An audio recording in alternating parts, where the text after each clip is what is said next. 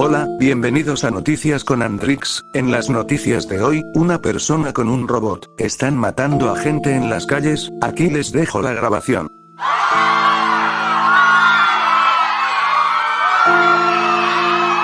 Muy bien, quien sea que eres tú, no saldrás de aquí fácilmente. Bien, tú lo pediste, disparé.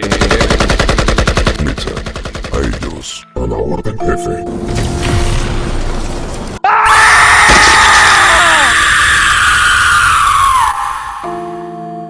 Les recomiendo que no salgan, y cierren las puertas. Bueno, ahí nos vemos.